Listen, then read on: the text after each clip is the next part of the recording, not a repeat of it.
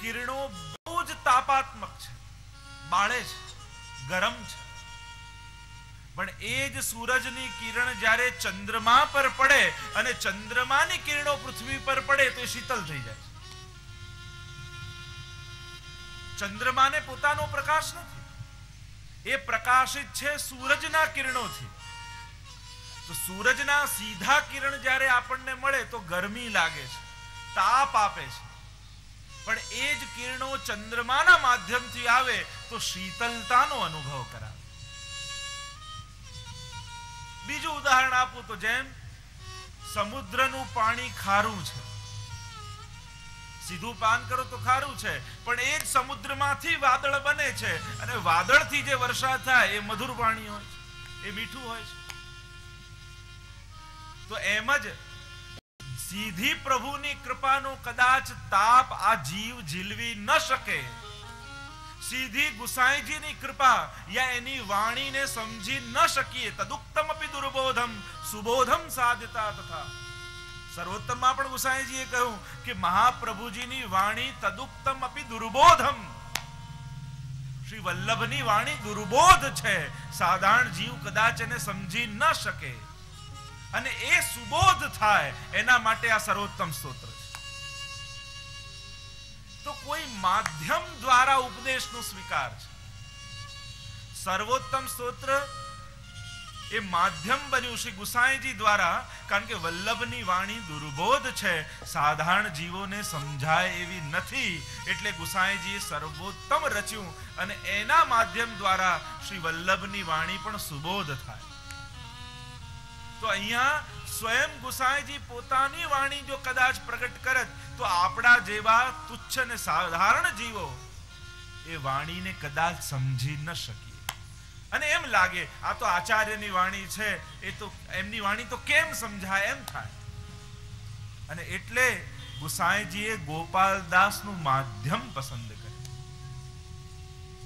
કારણ કે એમના માધ્યમથી કદાચ દરિયો ખારો લાગે પણ વાદળમાંથી ભક્તજન પદ રજ પ્રતાપે સકળ સરિયા કાજ. અને અહીંયા ગોપાલદાસજી પણ વલ્લભાખ્યાનમાં ભાઈલા કોઠારીનું માધ્યમ લે છે કે આ મારા પર જે કૃપા થઈ છે એ સીધું કોઈ મારો અધિકાર નથી, પણ મારા સસુર આ ભાઈલા કોઠારી અને એમની જોડે મારો લૌકિક સંબંધ પણ થયો, તો એ લૌકિક સંબંધ પણ મારું અલૌકિક સાધનારું થયું. એમની દીકરી સાથે વિવાહ થયો અને એમનો હું જમાઈ થયો, તો આવા ભગવદીનો લૌકિક સંબંધ પણ તારનારો છે. તમારો કોઈ લૌકિક સંબંધ કોઈ ભગવદીના ઘરે થાય અને એમના ઘરે તમે જાઓ, એમને ત્યાં ઠાકોરજીની સેવા બિરાજતી હોય, સત્સંગ થતો હોય, કથા થતી હોય, અનેક અનેક અલૌકિક આયોજનો થતા હોય, તો એમ તમે જાઓ છો લૌકિક સંબંધના માધ્યમથી કે આપણા સ્વજનને ત્યાં છે, પણ ત્યાં કથા સાંભળતા સાંભળતા તમારું ચિત્ત રંગાઈ જાય. ક્યાંક કોઈક એવી વાત સ્પર્શથી, ઘણી જ વાર એવું બને છે, અનેક વિશ્વના અનેક સ્થાનોમાં જવાનું થાય ને ત્યાં આવા પ્રસંગો થતા હોય, ઘણા એમના લૌકિક સંબંધથી સગા આવ્યા હોય કે આમને ત્યાં કથા છે તો આપણે જવું પડે, પણ એવું થાય કે જેણે રખાઈ હોય એના કરતા પેલો વધારે લાભ લઈને જાય અને એવો રંગાઈ જાય કે આખું જીવન બદલાઈ જાય. સંભવ છે.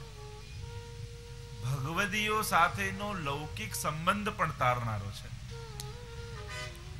તો અહીંયા વંદન શબ્દથી પ્રારંભ કર્યો, કારણ કે ગોપાલદાસજીનું માધ્યમ છે, અને કોઈ ભગવદીના મુખે જ્યારે એ ચરિત્ર સંભળાય, કારણ કે ત્યાં સમાનતા લાગે કે આ વૈષ્ણવ છે.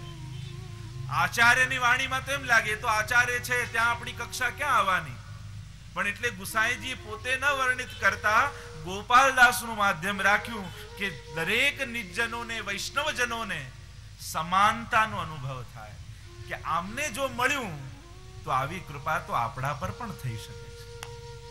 અને એટલે ગોપાલદાસ દ્વારા ગાન કર્યું, એટલે વંદન શબ્દથી પ્રારંભ થયો.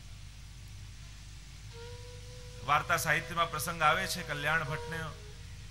એક વૈષ્ણવ આવ્યો ગુસાઈજી પાસે અને ભાગવતજીનો શ્લોક સમજવા માટે આવ્યો. તો ગુસાઈજી ખૂબ સમજાવવાની કોશિશ કરી પણ એને સમજમાં જ ના આવી. અને ત્યારે ગુસાઈજી કહ્યું કે તમે કલ્યાણ ભટ્ટ પાસે જાઓ, એ તમને સમજાવશે. અને કલ્યાણ ભટ્ટ પાસે આવ્યો તો કલ્યાણ ભટ્ટે તરત સમજાવ્યું, બિલકુલ સમજમાં આવી ગયું અને પ્રસન્ન થઈને ગયા. ગુસાઈજી કલ્યાણ ભટ્ટને બોલાવ્યા અને કહ્યું કે મેં આટલું સમજાવ્યું એને સમજાયું નહીં, અને તમે સમજાવ્યું તો તરત સમજી ગયો, એનું કારણ શું? કલ્યાણ ભટ્ટે કહ્યું કે પ્રભુ, એની આસક્તિ આપના સ્વરૂપમાં છે. આપ આ શ્લોકનો અર્થ ઠાકોરજી પરખ કરતા હતા અને મેં આ શ્લોકનો અર્થ આપને પરખ કર્યો એટલે તરત એને સમજાઈ ગયું. આપ આનું અર્થઘટન શ્લોકનું ભગવત સંબંધી કરતા હતા, ઠાકોરજીના સ્વરૂપથી સમજાવતા હતા, એટલે એને સમજમાં નહોતું આવતું, કારણ કે એની આસક્તિ તો આપનામાં છે. અને મેં આ શ્લોક આપના સ્વરૂપથી અર્થઘટિત કર્યો તો તરત એના હૃદયમાં હૃદયારૂઢ થઈ ગયો. કારણ કે ભક્તનો ભાવ છે. માધ્યમ બનાવ્યા ગોપાલદાસજીને, આસક્ત છે ગુસાઈજીમાં, એમની આસક્તિ સિદ્ધ થયેલી છે. વંદુ શબ્દથી પ્રારંભ થયો. જીવ અધિક શું કરી શકે વંદનથી? સેવા કરવા જઈએ એના પહેલા એ વંદન, ને પોઢાવીને નીકળીએ ત્યારે વંદન. આ વિવેક વૈષ્ણવ. જ્યારે ઠાકોરને જગાવતા જઈએ ને મંદિર ખોલવાનું હોય ત્યારે સૌથી પહેલા એ દંડવત પ્રણામ કરીએ ઠાકોરજીને, અને જ્યારે પોઢાવીને મંદિરના દ્વાર બંધ કરીએ ત્યારે પણ દંડવત કરીને નીકળીએ. ગ્રંથનો પ્રારંભ જ વંદનથી થયો કે જીવ અધિક ન કંઈ કરી શકે તો વંદન દ્વારા પણ પ્રાપ્ત થાય છે. નિત્ય વૈષ્ણવનો આ વિવેક ઘરના સર્વે સદસ્યોએ રોજ, ભલે તમે ઓફિસે જતા હો, ભાઈઓને ખાસ કહું તો, બીજો ટાઈમ ન રહેતો હોય તો ઘરના દરેક સદસ્યોએ આવી, ઘરે ઠાકોરજી બિરાજતા હોય તો એમને દંડવત પ્રણામ જરૂર કરવા. આ એક નિયમ છે. જો આપણે ભક્તિ છે, વંદન ભક્તિ છે, નવધા ભક્તિમાં એ પણ ભક્તિ છે, તો બીજું કઈ નથી થતું તો વંદન ભક્તિથી તો પ્રારંભ કરો. અને એક ભક્તિ પ્રારંભ થઈ તો પછી શૃંખલા જોડાતી જશે. વંદુ શ્રી વિઠ્ઠલ, બીજો શબ્દનો પ્રયોગ કર્યો, શ્રી વિઠ્ઠલ. કોને વંદન કરી રહ્યો છું? કે શ્રી વિઠ્ઠલ. આ ગુસાઈજી કોણ છે? વિઠ્ઠલ શબ્દની વ્યાખ્યા તો શાસ્ત્રોમાં કરી, વિદ, ઠ ને લ જો વિભક્ત કરીએ. વિદ એટલે જ્ઞાન, ઠ એટલે જે જ્ઞાન શૂન્ય છે, અને લ એટલે સ્વીકારનાર, જે જ્ઞાન શૂન્યને પણ સ્વીકાર કરે એ વિઠ્ઠલ. જેનામાં સાધન બળ છે, જેની પાસે જ્ઞાન છે, એને ઉદ્ધાર કરનાર તો ઘણા માર્ગો છે, પણ નિસ્સાધન જનહિત કરવા શ્રીનાથ વિઠ્ઠલ આવ્યા. વલ્લભાખ્યાનમાં કહ્યું ને, પુષ્ટિ માર્ગનું સાધન કહ્યું કે અમારી પાસે કંઈ જ સાધન નથી, એનું જ્ઞાન એ જ સાધન. અમારી કોઈ આવડત અમારી અંદર નથી, એ જ આપણી આવડત.